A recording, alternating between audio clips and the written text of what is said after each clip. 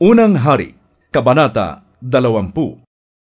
Tinipon ni Ben-Hadad, hari ng Syria, ang kanyang hukbo upang salakayin ang Samaria.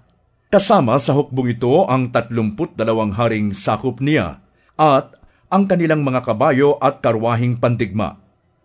Nagpadala siya ng mga sugo kay Ahab, hari ng Israel, at ipinasabi ang ganito: Ipinag-uutos ni Ben-Hadad na ibigay mo sa kanya ang iyong ginto't pilak, ang inyong mga babae at ang pinakamalalakas na mga anak. Sumagot ang hari ng Israel: Masusunod po ang sabi ninyo, mahal kong hari at Panginoon. Ako at ang lahat ng sa akin ay ituring mong sa iyo. Ngunit bumalik kay Ahab ang mga sugo at ganito naman ang sabi: Ipinapasabi ni Ben-Hadad na ibigay mo sa kanya ang iyong ginto at pilak, pati ang iyong mga asawa at anak. Tandaan mo, bukas, sa ganitong oras, darating ang kanyang mga tauhan upang halughugin ang iyong palasyo at ang mga bahay ng mga tauhan mo.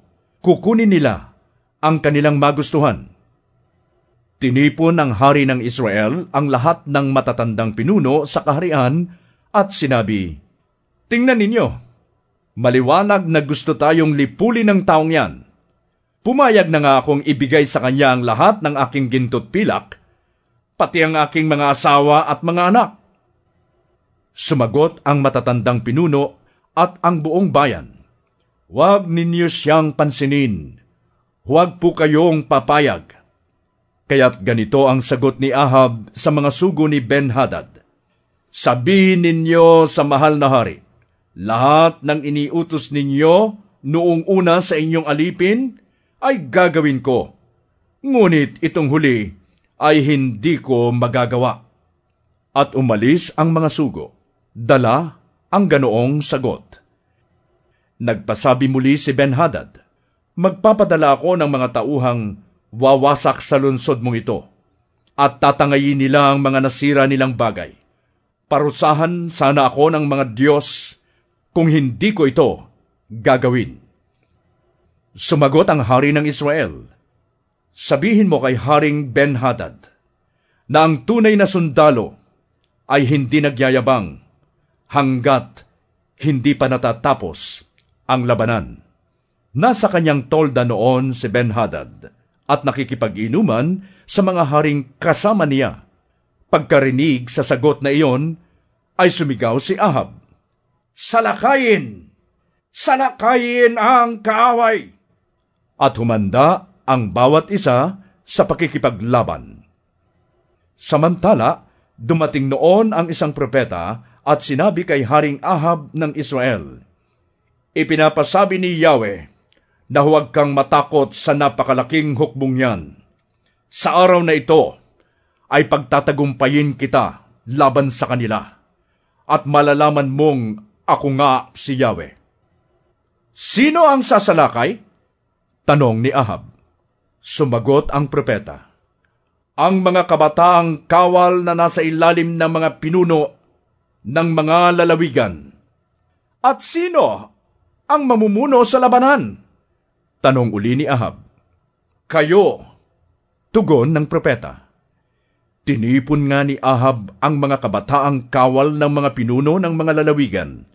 May 232 lahat-lahat. Pagkatapos, tinipon din niya ang hukbo ng Israel na may 7,000 kalalakihan. Pagdating ng tanghaling tapat, samantalang si Ben-Hadad at ang 32 hari na kasama niya ay nagiinuman sa kanilang tolda, lumusob ang mga Israelita sa pangunguna ng mga kabataang kawal. May nagsabi kay Ben-Hadad, May lumalabas pong mga lalaki mula sa Samaria. At sumagot siya, Hulihin sila ng buhay. Ano man ang kanilang pakay, kapayapaan man o labanan. Sumalakay nga mula sa lungsod ang mga kabataang kawal, kasunod ang buong hukbo ng Israel. Sa unang sagupaan ay napatay ng bawat isa ang kanyang kalaban, kaya't nagtakbuhan ang mga taga-Syria. Hinabol naman sila ng mga Israelita, ngunit nakatakas si Ben-Hadad kasama ng ilang kawal na nakakabayo. Lumabas naman si Haring Ahab at sumama sa paghabol sa mga taga-Syria. Pinuksan nila ang mga ito at napakaraming kabayo at karwahe ang kanilang nasamsam. Matapos ang labanang iyon, sinabihan muli ng propeta ang hari ng Israel. Wika niya, "Magdagdag pa kayo ng tauhan at ihanda ninyong mabuti ang inyong hukbo. Planuhin ninyong mabuti ang dapat gawin, sapagkat sa susunod na tagsibol ay muling sasalakay ang hari ng Syria." Pinayuhan din ng kanyang mga opisyal ang hari ng Syria at kanilang sinabi, "Mga Diyos ng kabundukan ang kanilang Diyos, kaya tayo natalo.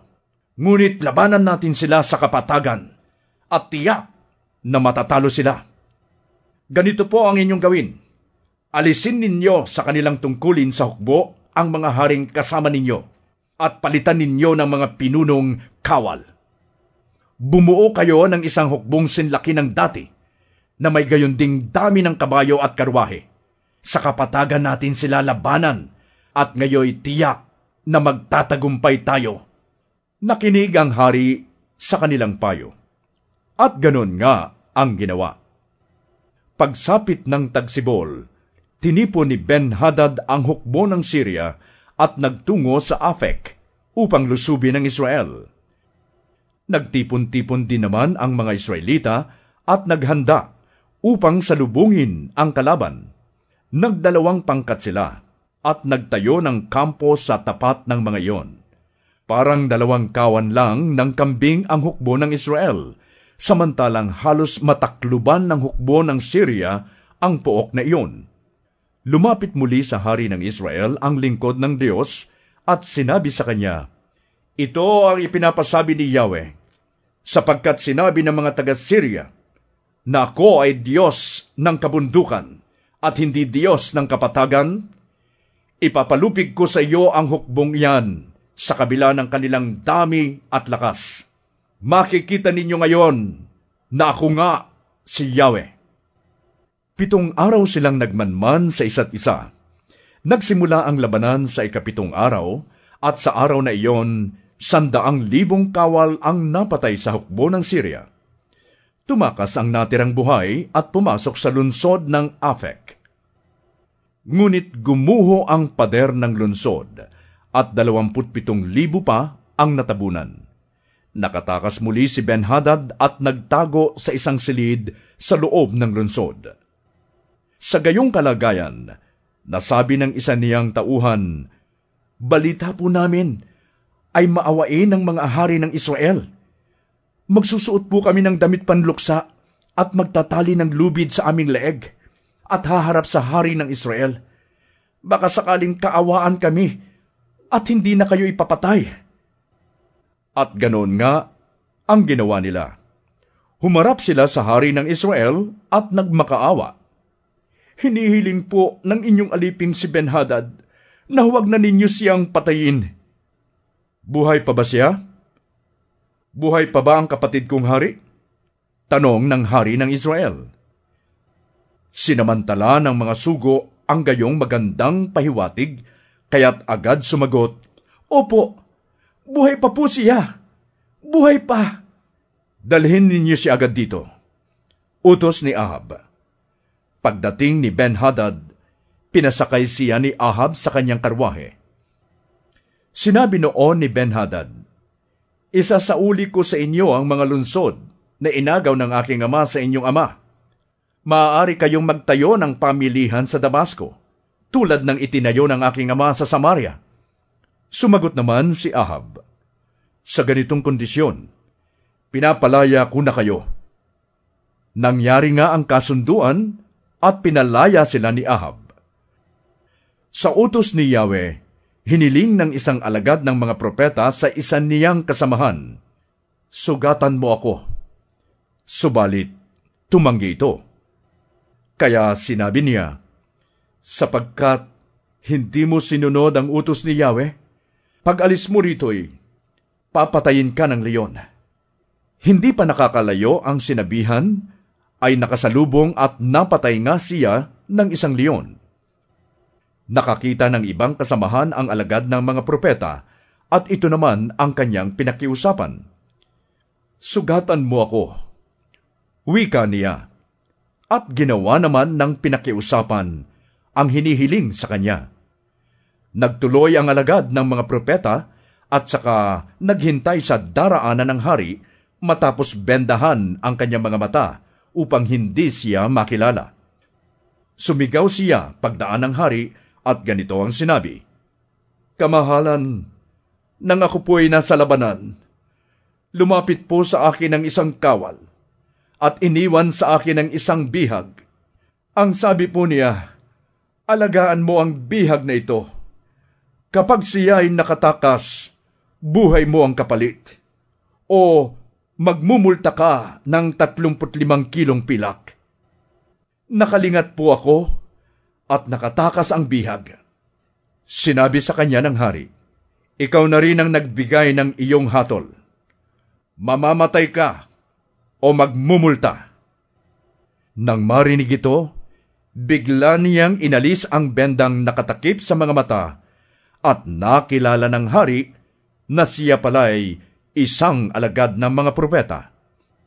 At sinabi niya sa hari, "Ito ang ipinapasabi ni Yahweh, sapagkat pinakawalan mo ang isang taong ayon sa utos ko'y dapat mamatay, buhay mo ang kapalit ng kanyang buhay, at bayan mo ang kapalit ng kanyang bayan." Bumalik sa Samaria ang hari, na nababahala at masama ang loob.